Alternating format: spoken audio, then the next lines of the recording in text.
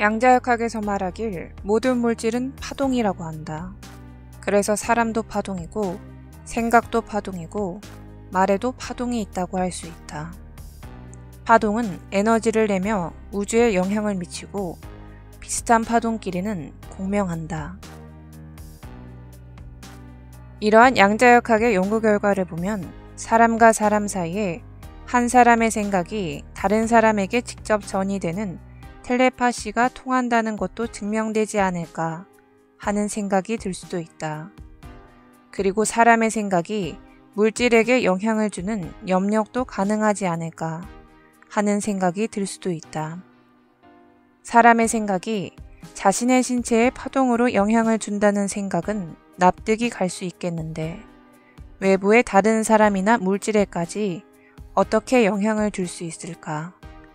이런 의문이 들 수도 있다.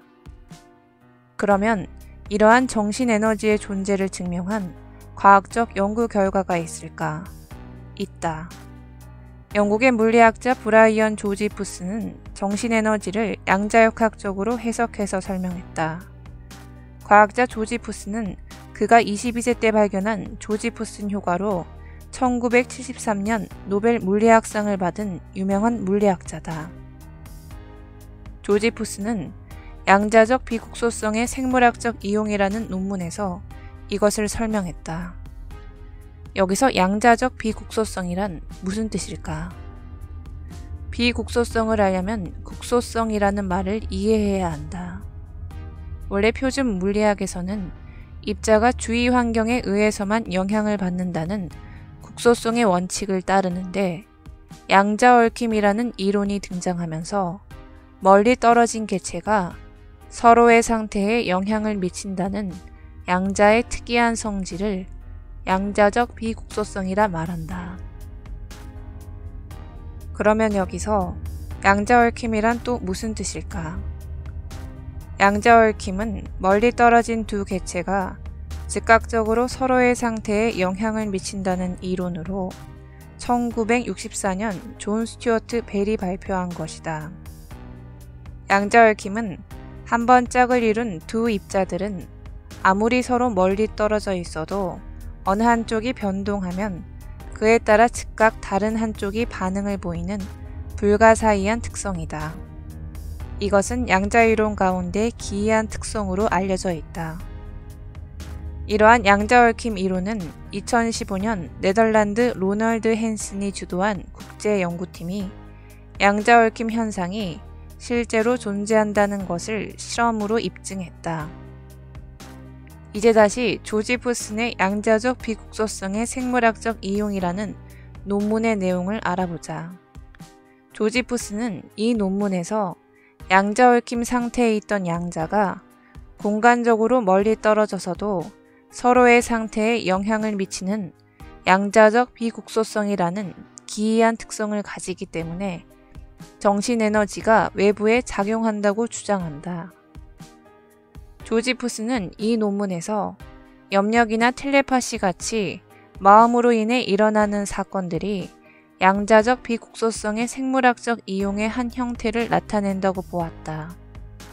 그래서 멀리 떨어진 양자들이 정보 교환이 가능하듯이 생명체가 공간적으로 멀리 떨어져 있어도 반응이 일어나 커뮤니케이션이 가능하다는 것이다. 그리고 이것이 텔레파시나 염력같이 정신에너지에 의한 초능력이 가능하다는 것을 설명해 준다고 주장했다. 그러나 조지푸스는 양자역학에서 말하는 비국소성은 무작위적으로만 일어나는 것을 전제로 하고 있어 자기적으로 일어나는 초심리 현상까지는 설명할 수 없다고 한다. 그렇지만 조지푸스는 생명체의 현실 지각 능력은 매우 효율적인 원리를 따르고 있어 양자적 비국소성을 적절히 활용하여 텔레파시나 염력과 같은 초심리 현상이 가능하다고 말한다. 우연히 본 케이블 예능 프로그램에서 일란성 쌍둥이인 사람들이 단체로 나와 텔레파시가 통한 적이 있냐는 질문에 전부 있다고 답하는 걸 본 적이 있다. 이와 같이 실제로 텔레파시가 통한다고 느낀 경험을 한 사람도 있을 것이다. 그리고 그런 경험이 없는 사람들 중에서도 과학적 검증과는 상관없이 사람과 사람 사이에 텔레파시가 통하는 것이 가능하다고 생각하는 사람도 있을 것이다. 그러나 아직 인간의 정신 에너지가 외부로 영향을 줘서 텔레파시나 염력이 가능하다는 물리학자 조지 푸슨의 주장이 과학적으로 완전히 검증되지 않았다고 할 수 있고, 다수의 과학자들에게도 받아들여지고 있지 않은 상황이다. 이성적으로 생각해보면 과학적으로 검증된 것만을 맹신했을 때보다 비과학적인 것들을 무비판적으로 맹신했을 때 생길 수 있는 문제가 더 클 수 있기에 과학적인 연구 결과가 중요하다고 본다. 그렇지만 과학의 역사를 살펴보면 과학적인 사실도 오류를 추정해가면서 새로운 결과를 내놓았기에 무조건 과학적인 검증이 완벽하게 나온 것만이 반드시 옳다고 믿는 것도 사고를 한쪽으로 치우치게 할 수 있다고 본다. 과학자 조지 푸슨의 주장이 나중에 어떤 평가를 받게 될지는 시간이 흘러야 알 수 있을 것이다.